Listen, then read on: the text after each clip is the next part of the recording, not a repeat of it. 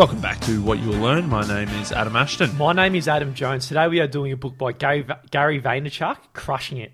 How great entrepreneurs build their businesses and influence, and how you can too. Man, so we did Crush It as one of our early episodes in probably October, November 2016. This is a bit of a follow-up, Crushing It. And very popular at the moment. Number one bestseller. Gary Vaynerchuk is very popular. Yep. When I first came across him, I was in that category where I actually absolutely hated him. Mate, you hated him. I tried to get you on him and you just hated him. Started watching some of his shit. I really enjoy it. He's very motivational with some of his stuff. Maybe just... Mate, I reckon after a year, within a 2-week period, you sent me a message of you just converted and you said he's got the best content in the world. Yeah, I think I was just over the top, maybe for the best in the world. It's a good book though, man. There's a lot of gold in there. Some gold in here, yep. Mate, it's in 2 parts. Part 1 I like. Part 2 I dislike. Yeah, so we are in a really unique time, and that's, I guess, his hypothesis. You know, so right now there'll be kids out there playing video games, and then as they're growing up, there'll be parents telling them, you know, go stop playing your video games, go and study. But these kids right now, we live in a time where they can actually make a living off, you know, playing games on YouTube. Yeah, exactly, man. Esports is becoming massive, and it's not the only thing either. So, as a super quick background on Gary, so he started this. His dad was a wine seller. He made this online video channel, which got him massive. Now he's got a daily V where he documents himself on video. He's got his Vayner Media, which is international media agency. He's doing his podcast.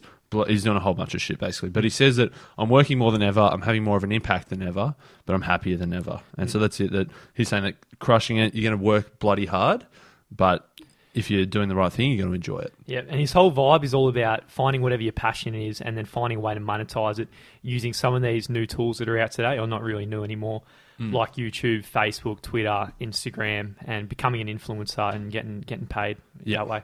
Yeah, for sure, man. So it's good stuff, man. So the part 1 of the book, yes, it was getting pumped. Yeah. The path is all yours. Chapter 1, the path is all yours. And I like it that he's saying that, you know, in the past, if you want to write a book, you had to get approved by a publisher. If you want to go on TV, you had to be approved by a producer. But now he's saying there's no gatekeepers anymore. There's no middlemen. The internet is the only middleman. And the only person stopping you is you. If you want to make a video, chuck it up on YouTube. If you want to write a book, write a bunch of blog posts, chuck it up. It's there. There's no one stopping you except for you. Yeah, that's it. So in the past, it'd be NBC, ABC, and CBS, these big news agencies. He's saying you can make your own kind of news agency, get rid of the middleman, and now you can use Snapchat, Insta, Facebook, and so forth. So he's got some interesting facts here, like YouTube daily viewership is close to 1.25 billion hours a day. Jesus. 1 in every 5 minutes spent on your mobile is on Facebook. That's crazy. Every minute, 65,900 videos are posted to Insta, or photos or videos. And over 3 billion snaps are created every day on Snapchat. So if you look around right now, a lot of our attention is on our phones. You know, people walking down the street through the city, they're not even looking up, talking to people, looking around. They're not just moping, looking at their phones. And there might be, as negative as it might be, there are opportunities there if you wanted to follow your passion and follow like the crushing it kind of vibe that Gary's putting out. Yeah, so he says that stardom is no longer limited to the most beautiful or the most telegenic among us. The field is open to many, many, many more players. He says that personal branding is for everyone, and that anyone who wants to put in the work and eat shit for a long time, then he says that the sacrifice is going to be worth it. Yeah, it's always about eating shit for Gary. Gary loves eating shit, and that's just the... I take it eating shit is not literal but metaphorical, in that it's just early on, you're going to put stuff out and no one's going to care, no one's going to see it, no one's going to give anything to you, and that's the eating shit period until you become good. And that's what I like about this book more than the first one. The first one didn't really talk about how much of a struggle or slog it's going to be in between where you are now and cashing in on your passion. Yes. But in this book he says, he focuses a lot on the shit. Mate, he says it, okay, if you've got 1,000 followers, an entry-level Instagram, you've got 1,000 followers, by posting twice a week, you could earn $5,000 a year. And if you've got 10,000, you could earn $20,000 a year posting twice a week. Yeah. I don't know, man. Mate, I don't know. I don't want to say you can't do it. Gary says you can. Gary says you can, so we'll just trust him for the moment. Yeah. So the start of the book, he talks a lot about the old Crush It book. So he draws on all these principles Yeah. about what things still matter in Yes. today, 10 years later. Yeah, so he's got 7 plus 1, so he's got 8. 8 things that you still need to do well and to crush it. So the first one you need is intent. So he says that the how matters, as in how you do what you do, but he says the why matters just as much and maybe even more. So if you're one of the ones who are 49% selfish and 51% altruistic with your intent, you're going to be able to break out. Kind of arbitrary, those numbers. but yeah, you need to have a commitment to service, a desire to provide value, and a love of teaching. Yeah, mate, they are arbitrary. I think he's just saying you need to be slightly more altruistic than selfish, in that everything you do is either going to be altruistic or selfish, and that you're going to help others or you're going to help yourself. Gary always talks about, most people are 80% selfish. Yeah, or even, More. 99% in some cases. He says that, I promise you that getting into this game for the gold is the quickest path to long-term failure.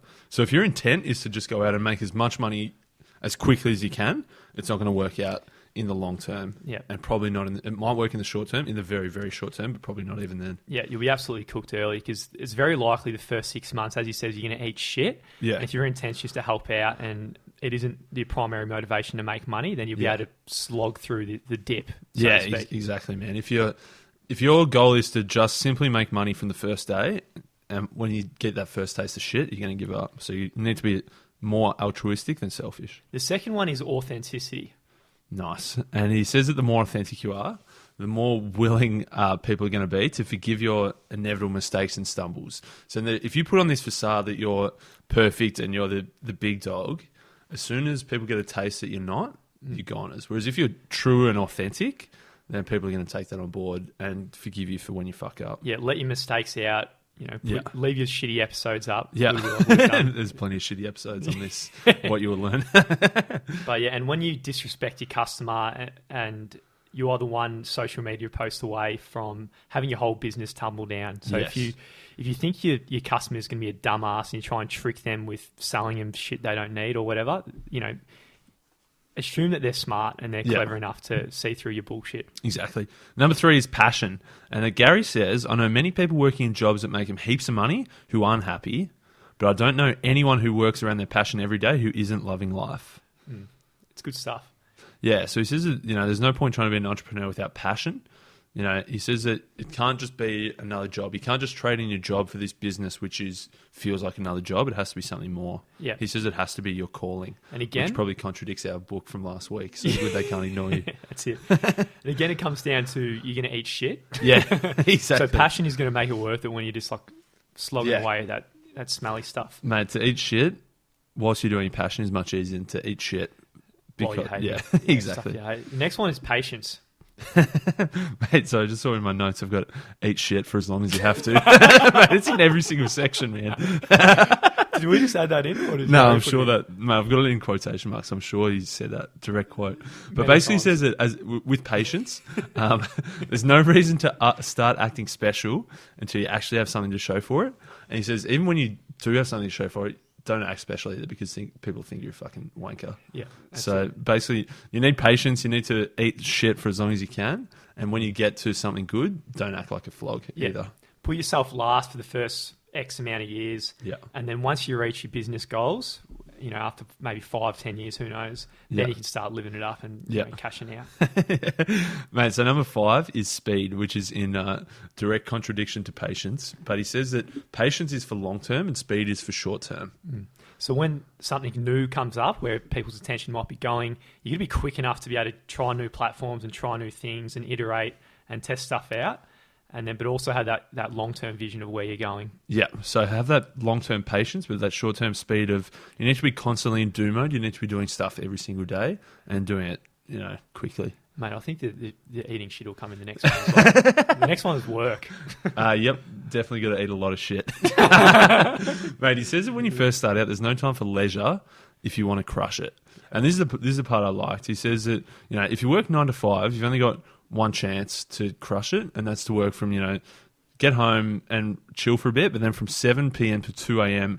every night, Monday through Friday, and then all day Saturday, all day Sunday is a time where you have to work and work hard. Every minute you're not on your your primary obligations might be your work or hanging with your family or your friends who are like family. Yeah. You got to be working on crushing it, and that's distributing content, engaging with the community you've built, or engaging in some kind of business development. Yeah. So even when you go to take a shit, don't relax. You got to eat shit whilst taking a shit, and that might be when you're doing a tweet for the day, or that might be when you're messaging someone important. Yeah, love it. So you got to always be doing things. And you know what? I really like this part as well. He says that, Gary says that you got to work, all night and then all day Saturday, all day Sunday, which doesn't leave time for much else, if anything else. And he says, look, maybe you want to volunteer for 2 hours at the animal shelter on a Sunday morning, or maybe you want to go to the movies with your mates on a Wednesday night, or you want to watch a TV show, or you want to go play a game or whatever. He says that's fine, and it probably makes you a better, more rounded person. You'll probably enjoy your life at that point in time more. But he says you've got to admit to yourself and accept that your ambitions are humbler than you originally thought. Yeah. So you've got to accept that by doing that, you're not going to be a billionaire. By doing that, you're not going to be number one most famous person in the world in your area. Yeah. So he says it's all fine, but you got to realize that there are two choices. Is you got to either work all the time, or you got to realize that you're not going to be at the top. Yeah, if you got big goals, you got to put in the effort into it. Mate, it's tough to hear, but I think it's important for everyone to hear. One thing he says here, which is very similar, he says, crushing it follows the law of thermodynamics. Whatever energy you put into something, it will manifest in equal amounts when it comes out. Yeah. I'm not a big... Mate, it's probably not completely applicable, is it? But it's not very consistent with a lot of the books we've done. If you're just sense. putting energy into something doesn't mean it's going to be great. Yeah, exactly. In my opinion. Remember the difference between activity and productivity, between efficiency and activity doesn't mean effectiveness at all. Yeah. The next one was attention. So you got to know where the eyeballs are going. So he said that a key skill, if you want to be this influencer, is knowing which platforms people are on and knowing which attention is underpriced and underappreciated at that point in time, and that's where you got to go hard at. Yeah, he says people always underestimate the new thing, like from internet to the social networks. Yeah. He's always talking about Alexa, which we'll get into later in the book as well. Whatever the new thing is, people always underprice, so it's worth probably spending a bit of time and being quick getting on those platforms. And that's what he says. You can't become so comfortable in one platform that you just ignore anything else that comes next. So if you were the number one dude on MySpace and you thought, no, MySpace is where it's at, I don't need to bother going on Facebook or Instagram, then you're goners. So you've got to always be looking out for what's coming next and where people are going. Totally. Yeah, keep experimenting, which we're kind of are doing now ourselves. Yeah. We're now on YouTube and Yeah, Twitter exactly, Live man. and all that kind of stuff. Yeah, I love it. And what was the eighth, man? Mate, so the eighth essential What's the content. eighth? Content. Yeah, that's it. Man, it gets its own chapter. The other seven were all in one chapter. This is a standalone chapter. Yeah, and probably should. He says, so a lot of people, when they make content, they'll make one piece and then they'll distribute it across all platforms. Yeah. But he says there's no way around it. You're going to make and craft your content to suit whatever platform you're putting it out on. Yeah, exactly. And that's what he said, that a lot of people misinterpreted in Crush It, or maybe he wasn't clear enough in Crush It, whereas that people thought, cool, I'll write one blog post and I'll share that blog post on every single social media platform I've got. Whereas Gary's saying you need to make native content, which is specific, targeted micro content towards that specific platform. Yeah. So you do your one big chunk of work, which might be a podcast, it might be a video, it might be a blog post, and splinter off smaller pieces onto each different network that is, requires different things. Yeah, so obviously your Snapchat is going to be entirely different to your LinkedIn, which is going to be different to your Twitter. Yeah, exactly. And so forth. So it can be in the same kind of theme, but just make sure they're all different. Yeah, mate. The other thing he talks a lot about in terms of content is document, don't create. So he says if you've got more passion than expertise at this point, don't think you have to act like the big dog that knows everything. You're the expert, so you have to teach everyone everything. He's saying that if you've got a lot of passion, not much expertise, then document the journey that you're going on that people can learn from as well. And I guess that's probably a lot of people's biggest excuse of procrastination is they're waiting to one day be perfect. He's saying don't wait until you be perfect. Just start the process now, and then even though you suck, in a year's time, you can point people to how far you've grown from the very start. Exactly. And he says that in the past, we had to fake it till we make it because we had to impress the publisher, we had to impress the Hollywood producer, we had to produce a record company, whereas now he's saying that you don't need to do it anymore. No one's stopping you from putting it up. So put up your early stuff as early and as often as you can. And he says that don't try and be perfectionist because there's no such thing. You just need to put a lot of stuff out there. Yeah, he says, let your audience meet your cranky uncle. Let them see what you're eating for lunch. Let them follow as you slog it out through, the work you hate at the moment before you quit your job. Yeah. Mate, chapter 4, what's stopping you? For you, mate. Good. Yeah, And Gary says that, talking to thousands of people every year, be that through social media or through live talks or whatever, he gets a whole bunch of excuses, and he lists like 40 different excuses. I've got a full-time job, I don't have any money, I've got kids, I don't have any time, my industry has got strict rules, my parents don't get it, my family is holding me back. All these excuses and all this bullshit that people say is stopping them. And he says that they range from bullshit through to, are you fucking kidding me? Yeah. The range of ridiculous excuses people give him. Yeah, one of the biggest ones that everyone thinks is fear of failure, and that's what most people think they're afraid of. But what he says people are actually afraid of is the fear of being judged by someone's opinion who matters to them. Exactly, And when you're doing a lot of this kind of online social media kind of content, I think that definitely makes a lot of sense, because when you do put stuff out there, your first Facebook Live, that's the scariest part, is being judged by all the people Exactly. who are about to knock you down for trying to do something. Exactly, man. And that's what he says, that people aren't actually scared to fail. They're just scared for people to see them failing, more so than anything else. And then he says you need to just realise that your opinion is the only one that matters. You need to be the sole judge and jury, in that if there's people in your circle that think you're a flog for trying this stuff, then maybe cut them out. Yeah, get rid of them, cut them. Yeah. Just go for it, crush it. Yeah, exactly, man. So part 2 of the book? Mate, I think we've got a few more fears. He just had, so he basically boiled down all those fears. He said, number 1 was fear of failure, which he just sort of debunked. Number 2 was fear of wasting time. And then he said that, if you're under 35, that's bullshit. And then he says that people are scared of wasting time, even though the time is not valuable. So he's saying it's not like, if people are scared, I might invest 100 hours in trying to build this business and it doesn't work. But he says those 100 hours were probably going to be spent watching Stranger Things, Game of Thrones, watching TV Survivor. anyway. That's not, that's valuable. But other shows that aren't valuable. Survivor's not valuable, I'm mate, sorry. it's super valuable. And mate, the number 3 fear was fear of seeming vain. And he says everyone might think you're an arsehole, but he says everyone's an arsehole until they become a pioneer. Yeah. So again, forget about that. Yeah, that's what my biggest criticism of Gary was back in the day. Yeah. Still is to a point. And mate, chapter 5, the only thing you need to give yourself in order to crush it. Permission. Nice. That's all you need. Mate, so part 1 I liked. Part 2 goes into specific platforms, and he goes through about 10 different specific platforms.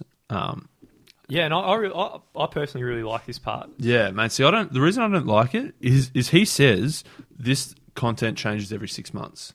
So I feel like, why is it in a book that's going to last forever if it's not perennial? It's not going to be around in 6 months' time. In 6 months, 50% of this content is going to be out of date. So that's why I don't like it. Bad for book sales, good for podcasts. If you're listening now and you're in the first 6 months. Yeah, it's good for now. Mate, maybe it's good for book sales because then he has to do an updated version every 6 months. Fuck. One of the biggest things he's got in chapter 7 was get discovered. Yeah, so he's got two strategies. And one strategy is the smart use of hashtags. And he says that that's a strategy that requires an unbelievably long grind and a lot of eating shit. Yeah, like everything, exactly like number 2, which does require even more of that stuff, is that stinky stuff. But which is direct messaging a lot of people. So you get a direct message, offer a lot of value, and in return, you're going to get their attention. Yeah, long grind as well. And so that's the thing is you don't just message people asking for stuff. You got to message people offering something valuable. And most people are selfish in their DMs again. Yeah. Oh, exactly, man. You got to be that 51%, mate. Yeah, I reckon I've got in my own personal DMs, I've only had maybe 1 out of 100 that wasn't selfish. Yeah. From random. Oh, for sure, man.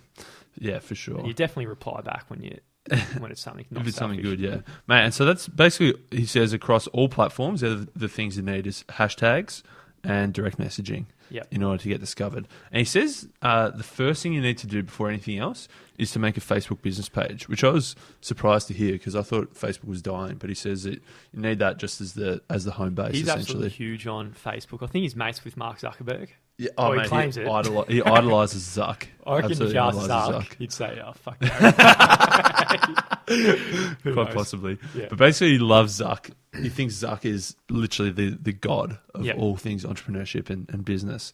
So I think that's why he thinks Facebook Never is always... underestimate. Never Zucks. never underestimate Zuck, Zuck, man. never underestimate Facebook. Yeah, which we'll go into a bit more detail in a later chapter as well. Yeah. So right now he goes through all the different platforms. It might be huge and like a 101 and like a 201 kind of teaching on how to approach it. Yeah. And the first one of these is one called Musical.ly.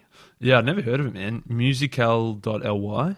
I think it's, Musical.ly, and where it started off as like you do 15-second lip sync videos, but now it's broadened out where people put up original music, comedy skits, and mini education videos. Yeah. So the demographics here, like those young 10 to 15-year-olds, Yeah. which a lot of people don't really put much time in.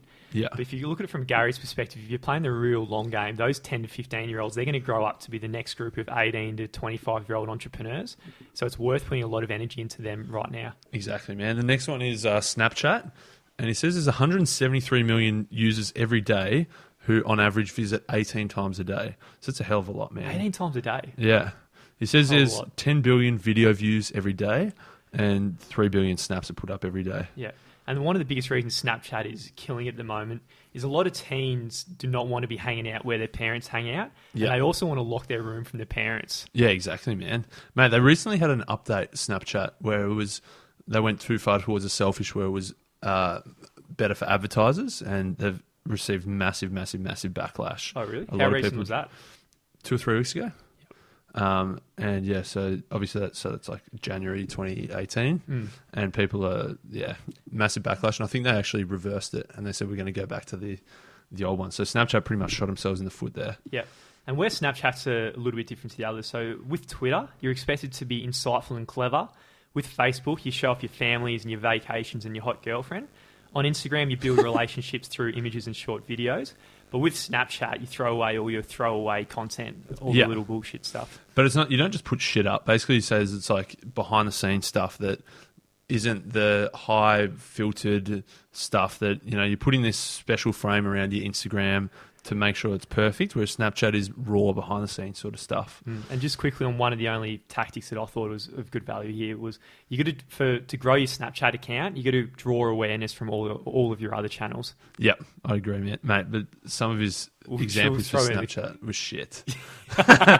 Mate, so some of the things he said was 3 ways you can collaborate. One, he says, write multiple blog posts about social media so that news outlets quote you as a Snapchat expert. Mate, I'm not buying that for 1 second. The second one was buy Google AdWords. When people search for who should I follow on Snapchat, you buy for that for $3 to $4 or whatever, and then they find you that way. But mate, You I put don't an know if article you with get the that. top, like you put the top 10 people to follow and put yourself as number one. I don't know if you get ROI on that. Mate, I'm calling So bullshit on both of those. And we should mention, like, when he didn't write this book, he kind of dictated to someone who else, and they wrote the book. Yeah. So I reckon he had these throwaway lines like that, and it somehow just got through the editing process. Mate, quite possibly. Mate, so he says that the final good thing about Snapchat is that there's 2 ways of marketing, essentially. One is conversion-based short-term sales, and then the other is long-term branding and marketing, and which is where Snapchat's good, where you practice that long-term branding and marketing. Yeah, good stuff. The third one he talks about is Twitter. So Twitter's been around for a fair while, but he says that people still aren't using it effectively. Mostly it's trolls, people hijacking stuff, and just yelling their opinion, essentially. Yeah. But he says you got to do a bit better than that. And he says that Twitter is actually disproportionately the place where people will actually listen, in that people getting so many direct messages on Instagram that are probably from your 15 to 18-year-old girls, whereas Twitter is seen as slightly, there's probably less people on there, but probably seen as slightly more intelligent, maybe. Maybe. So yeah, there's huge volume on Twitter. So there's all this chatter, and everyone's just pumping out so much stuff. So it's hard to break out as a Twitter kind of personality or a Twitter star. But every now and then you might have that one post that does have the ability to go absolutely viral and be tweeted. And that's the thing, because of the retweets is so effective on Twitter. And then if you get 1 or 2 big puppers with tens of thousands of followers that retweet it, and a whole bunch of little people that retweet it as well, then it can spread a lot easier than, say, a photo on Instagram. Yeah, exactly. So yeah, it's a slow process, and you guessed it. You know what's for lunch. Wait, the next one? Next one, YouTube. Yeah. And so he says that it's here that I believe it is possible to change a life faster than anywhere else. And then he says that over the last 100 years, video stars significantly outperform financially than stars in every other medium. So he says, movie and TV stars are much bigger than radio stars and authors. Yeah. And so he says that now YouTube people are going to be bigger than written Hollywood. or... Yeah. So in the next 10 years' time, the people in Hollywood are going to be nowhere near as big as the YouTube and the Instagrammers and so forth. Again, he talks about Facebook in this chapter, how Facebook is investing big time into video and they're actually going to be competing with YouTube. So YouTube has got a lot of work to do as well. Mate, Google's pretty massive. Facebook's pretty massive. It'll be interesting to see who wins out. Yep. And he's got a lot of tactics and strategies here, which I guess we don't need to go into them all. But for video optimization, you got to have good titles, descriptions need to be keyword optimized, you got to have tags, great thumbnails, and so forth. Yeah. So if you're going to be a YouTube star, read those 2 pages of the best shit, I'd say. Yep. Mate, the thing I thought was best was he said, don't be another dreamer who puts up 8 or 10 episodes, gets trolled, gets ignored, gets discouraged, and takes the channel down. You got to give yourself a fair chance to succeed. Yeah, and I think he ate a lot of shit along the way. Yeah, I think for Gary, when he made his wine library TV, so he built a whole wine business on the back of a YouTube channel. Yeah. But I think it was up until 60th episode, no one was watching or listening. He was copping shit. And then he just started slowly talking faster and becoming more aggressive and then tweaking his content, and then he kind of exploded. He gave himself that chance to succeed by doing a lot, seeing what worked, what didn't work, and kept going was the most important thing. So the next one he drills right down into is Facebook. Yeah, 2 billion monthly active users, which is a hell of a lot. It's pretty crazy, isn't it? Yeah. So if you're going to build a brand, you need to have a good Facebook page. Like, it's an absolute must. Where the other ones are kind of optional, this one is you got no choice. Yeah. He says that Facebook offers the best ad targeting product that he's ever seen, and that you can target people so specifically based on demographics and even psychographics. It is true. And that's probably where you were critical about Facebook is the organic search has kind of dropped off. Like yes. Years ago, you can make something organic, which is free to distribute. Now you have to pay for every post to get it seen. But at the same time, like a $13 boost, you can get over 2,600 impressions. Yeah. So a very small amount, your content can go a very long way. Yeah. Yeah, exactly. Again, if you learn to do it right, then that's great. Yeah, it's good stuff. And he says Facebook Live is the next big thing, so you got to be pumping onto that, which we are as well. Yeah. Mate, anything more on Facebook? No, that's it, bro. Next is Instagram. Yeah. Which is also owned by Facebook. Mate, at the time when Facebook bought Instagram for $1 billion, most of the financial analysts said that was ridiculously overpriced, but Gary said it was an absolute steal. Yeah. And now it's worth, I don't know, what, 50 or 70 billion or something. I just made that up. But a lot more than $1 billion. We'll say it's 50 or 70 billion. It's our show, mate. We can say what we want. We say what we want. But again, it's going to take a lot of work and every moment, every single spare moment you got to be DMing people. Yeah, he says the DM's where it's at. Exactly. And only a small fraction of those are going to respond. But if you put off enough volume and hard work, you're going to go. And I think he's got the $1.80 strategy, which is a very good tactic in this regard. So jump onto that if you want to. Yeah, nice. Which is you go to the top 10 hashtags in your area, find the top 9 posts, and give you 2 cents on each of those posts. 10 of each of those. Yeah. So it's like 180, like 90 posts all up. Yeah. A lot of work. A lot of work. Every day. Every day. Every moment almost. Yeah. The next one he goes into is podcasts. Yes. But he says here that podcasts are good in that people aren't as comfortable on camera or in written form, but they're probably most comfortable in audio, just talking shit. But and he says the other good thing is that podcasts sell time. So watching a video is a full commitment of your time, whereas listening to a podcast, you can be doing other things. You can be washing the dishes, you can be gardening, cooking, doing your work on the way to work, and still listen to podcasts. So it's free inserted content. Yeah, and it's an absolute trend. So in this hyper-speed world where multitasking is absolutely huge, so if you can actually get 2 things done at the same time, then you're onto a winner. So he says the tough thing, though, is that it's so hard to be found, and there's so few original ways to get discovered by randoms, essentially, and then you need to promote it through other means. It's all about collaboration he talks about. Yeah. The next, which is pretty exciting, I thought, is voice first.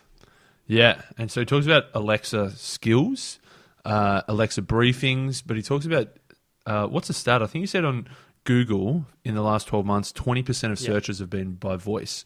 So people through their phone asking Google to search for them rather than them typing it in themselves. Yeah, that's going to be an absolute trend.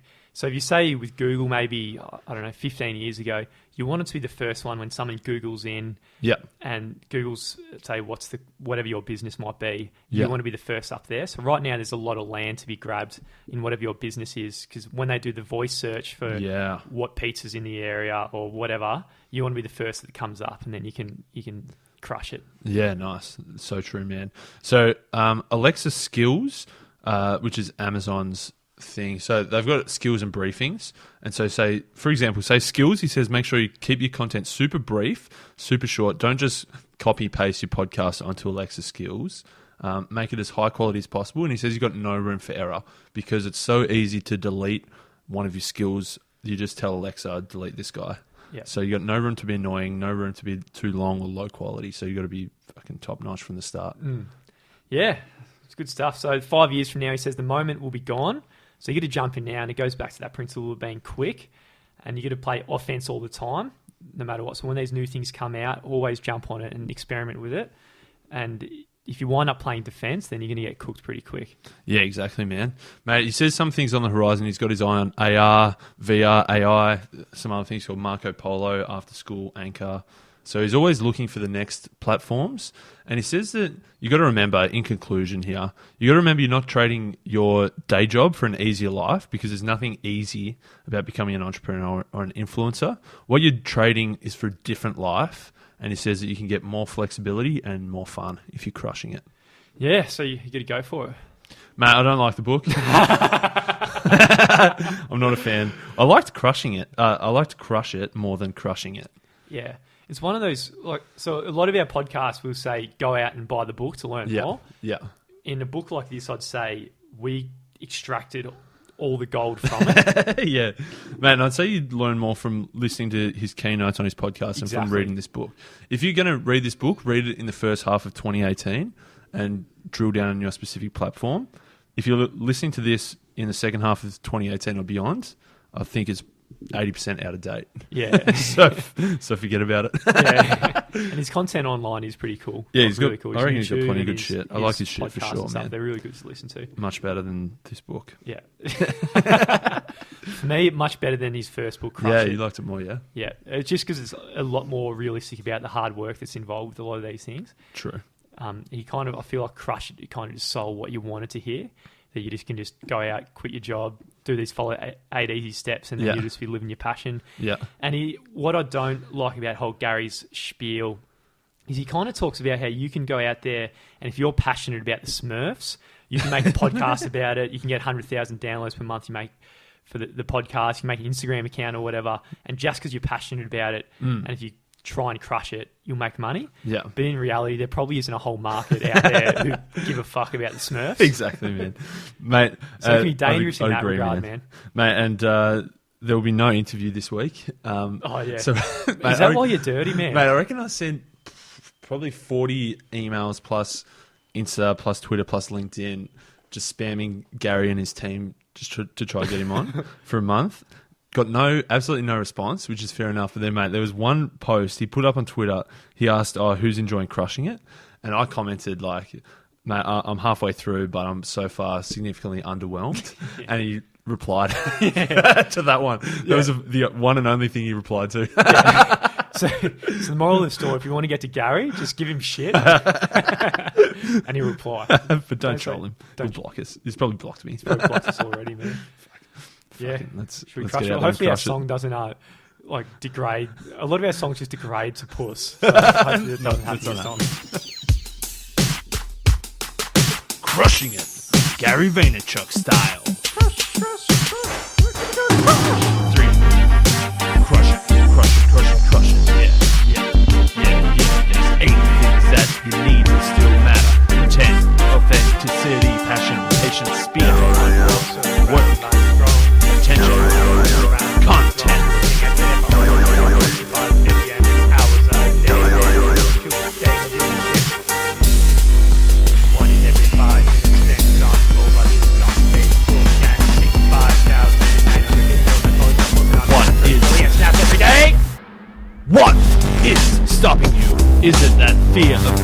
Isn't the fear of wasting time? Isn't that fear of seeming vain?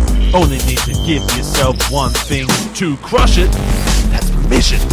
Give yourself that permission and crush, crush, crush. Gary Vaynerchuk is vain motherfucker. It's